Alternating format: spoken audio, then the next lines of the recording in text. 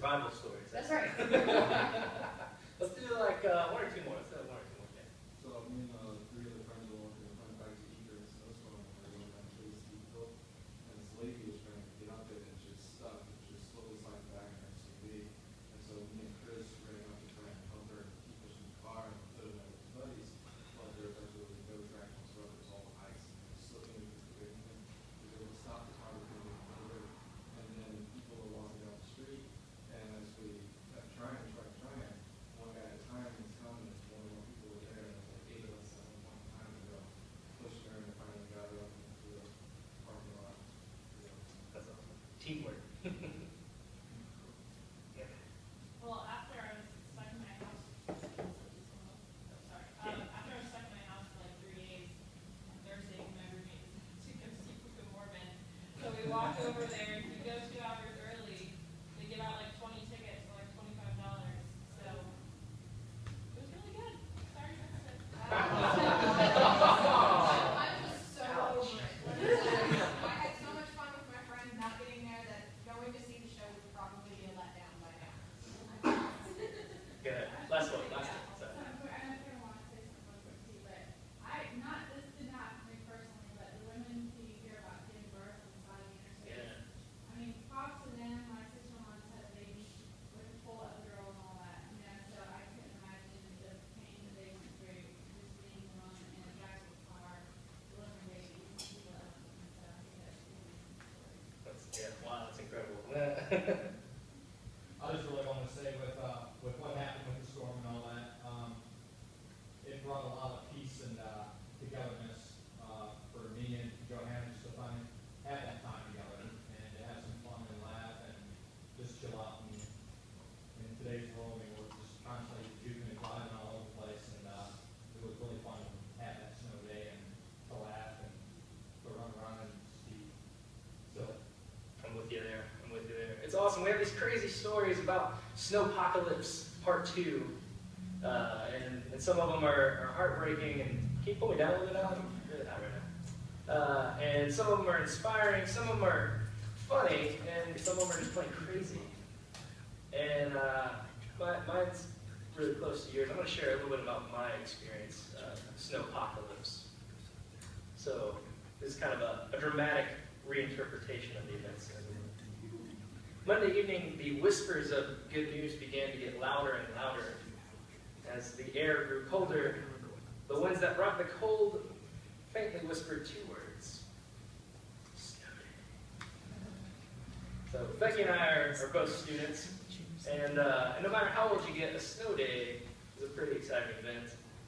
Naturally, with the whisper of snow day in the air, I was glued to the Weather Channel app, and I read and reread the winter weather advisory or warning because they kept changing. And then I checked the 10-day forecast, and I was like, it's going to be 60 degrees on Saturday. There's no chance it's going to snow. But it's going to snow. It's going to snow. You know, you're with me. You with me? Yeah, anticipation's right there. And I stared at the overnights, and I was like, okay, it might not snow in time for my early classes, but it might snow in time for my late classes. All this, but it was good news to me. Because I'm always down for a snow day, that relaxing time, especially with the senioritis creeping in. So when I woke up, the whispers had grown a little bit to a dull murmur. You know, there was no precipitation yet. But the sky was gray and the air was cold, but I still had 8 a.m. Greek to get to. It was a normal Tuesday, but then my afternoon class got canceled. I was really excited about this, but this class was the exception, not the rule for the rest of Emory. And so my buddy Brian and I, we decided to stand in solidarity with our friend John, who still had an afternoon class. And we said, hey, we'll stay around, we'll stick on campus, and we'll go to lunch. Well, I'll get there in a minute. So we're sitting there, and John's from California, so he gets a little bit of snow. So he'd seen it snow before. My friend Brian is from Florida, and he's never seen it snow before. Ever. It was the craziest thing to me. Blew my mind. But we're sitting there, we're eating lunch, and the snow begins to fall. We admired the white flakes as they grew bigger and bigger, and more of them started to fall, and then the anticipation of John's class being canceled started to grow. And then, we all three got the email at the same time. Campus is closing at 1 p.m. Thanks for the heads up, Katie. It's official. Snow day! Woo! We stood up, we applauded. Good job, everybody. We earned a snow day. We earned a snow day. And this is us playing in the snow a little bit here. Yeah. Let y'all admire that for a minute. As the snow began to accumulate, you'll see it on my car right here. It begins to accumulate. I rushed home to beat the traffic, and I made it. But Becky wasn't so lucky. She got caught in Snow Jam 2014. I got home and I turned on the news to see our fellow Redeemer member, John Bachman, tell me that the snow and the traffic were getting worse and worse by the minute. The snow was no longer a whisper or a murmur. It was emergency broadcast. We interrupt this program. News. I started to worry a little bit about Becky. I've experienced this kind of snow before where you're out, driving around and then it starts to snow and you're like, oh crap, I got to get back home now. She's still out there, I thought. And the traffic map of Atlanta is starting to look a lot like a beating heart. You guys see that? It's crazy. Fortunately, it only took her like 3 hours to make her 20-minute commute and all the madness. But that's when things started getting cool, literally, because the temperatures began to drop with the sun. But since it's Epiphany, I thought, I feel like there's a new light kind of emerging right now. And we got a sense of this. All over Facebook and through text messages, I saw compassion in action. I saw teamwork. I saw stories of reunion. I saw stories of friendship and being trapped together, and just relaxing, having a good time. The traffic left some people stranded, but they were welcomed into strangers' homes. How weird is that? Hospitality was everywhere. People that could still drive were given rides to the folks that were stranded. It was like a whole city was simultaneously concerned for one another's well-being. That's pretty good news. After things began to settle down, Becky and I bundled up and we went to play in the snow. It's our dog Peach who played in the snow. Yeah. I found out from Pastor Matt that puppies in sermons make them go with them. One thing you learn.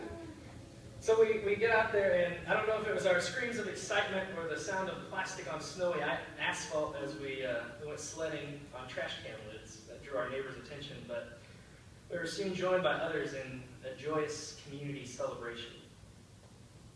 And the great thing is this celebration didn't end on Tuesday night. And we already heard another story of it going on Wednesday night and Thursday night.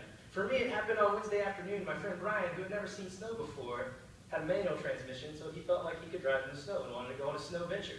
So he came and he picked us up on Wednesday afternoon, and we celebrated the good news of yet another snow day announcement on our way to Piedmont Park. And that's where we experienced the generosity of two girls that let us borrow their sled. There we shared the joy of being launched off a snowy hill with the people all around us. We rejoiced. We had a good time. It was a pretty fun and silly story about a snow day, but I think the emotions and the feelings that were going on are something to think about. I'm sure you all had this similar experience that the rest of us that have told our experience. The experience of anticipation, of joy, of stress and worry. I tell you this story because as I recounted the events of the week, I couldn't help but feel like this must have been what it felt like at that point where we're at in the gospel. Let me catch you up to speed a little bit. Think all the way back to November, December. We read the prophet Isaiah, and he prophesied the coming Messiah. A faint whisper, if you will. The angels, the magi, and the shepherds proclaimed Jesus' birth. Now this is breaking news for us, right? Those that expect the Messiah. But it's still kind of a dull murmur among a few people. When we get to Jesus' baptism and John the Baptizer is shouting from the rooftops, "The Messiah is coming!" Think of all those excited students dancing around me as the snow began to fall. This is breaking news to those that experienced it firsthand, but we're still not there yet.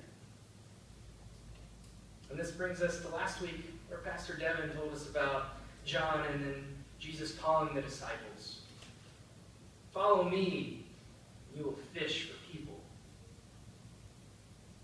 And I love the way that this part of the gospel ends. And if you have your Bible, I'm in Matthew chapter 4, starting with verse 23, and we'll move to chapter 5 in just a minute. It says, after Jesus met John and called the disciples, Jesus went throughout Galilee, teaching in their synagogues and proclaiming the good news of the kingdom and curing every disease and every sickness among the people. So his fame spread throughout all Syria, and they brought to him all the sick, those who were afflicted with various diseases and pains, demonics, epileptics, and paralytics, and he cured them. And great crowds followed him from Galilee, the Decapolis, Jerusalem, Judea, and from beyond the Jordan. This is big news, right? This is breaking news. This is the good news. It is a stage where the whisper has grown to emergency broadcast. We interrupt this program. News. Jesus gives us his State of the Kingdom address on this stage. And here we get to chapter 5. When Jesus saw the crowds, he went up to the mountain. And after he sat down, his disciples came to him. Then he began to speak and taught them, saying, Blessed are the poor in spirit, for theirs is the kingdom of heaven. Blessed are those who mourn, for they will be comforted. Blessed are the meek, for they will inherit the earth. Blessed are those who hunger and thirst for righteousness, for they will be filled. Blessed are the merciful, for they will receive mercy. Blessed are the pure in heart, for they will see God. Blessed are the peacemakers, for they will be called children of God. Blessed are those who are persecuted for righteousness' sake, for theirs is the kingdom of heaven. Blessed are you when people revile you and persecute you and utter all kinds of evil against you falsely on my account. Rejoice and be glad, for your reward is great in heaven. For in the same way they persecuted the prophets who were before you. This is the word of the Lord to which we respond. Thanks be to God. Jesus gives us his platform of ministry. In making the proclamation that blessed are the poor in spirit, those who mourn, the meek, those who hunger and thirst for righteousness, the merciful, the pure in heart, the peacemakers, those who are persecuted for righteousness' sake, the reviled and persecuted. Jesus is proclaiming a new order. A new way to look at the world. Jesus is giving us a vision for the kingdom of God. A kingdom of grace and a kingdom of justice. On the stage of oppression, economic injustice, and anticipation of a Savior, Jesus breaks through the world's news cycle and announces comfort, mercy, justice, and the kingdom of heaven. What does this mean for us? What does it mean for those who have been called and claimed as children of God? Children of the kingdom of heaven. As I read the stories about Snow Jam 2014, I came across an article that discussed the crazy events as a result of systemic racism, the result of years of white suburban flight, of thwarts to better public transit, and a history of dividing the city on racial terms. It's something we have to wrestle with. It's our past, it's our history, it's our present.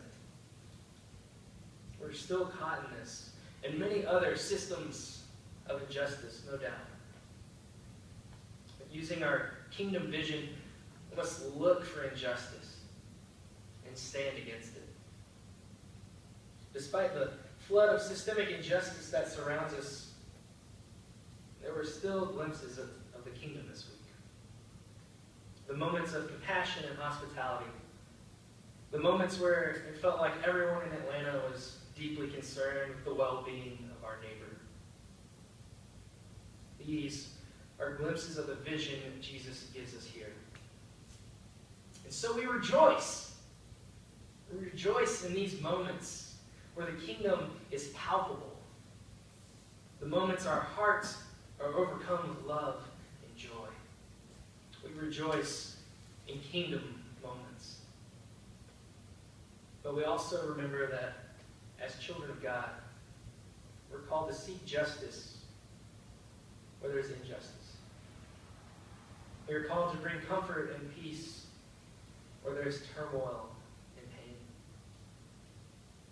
We are called to be the hands that God uses to bring the kingdom of heaven to earth. Pray with me. Brilliant light of the world, shine on us. Help us to shine out your love. Use us, use our hands, use our feet. Help us to make it on earth as it is in heaven. Help us to find these kingdom moments, these glimpses of what it is to live in your mission, in your vision, to experience life with you and with one another. Brilliant Lord, help us.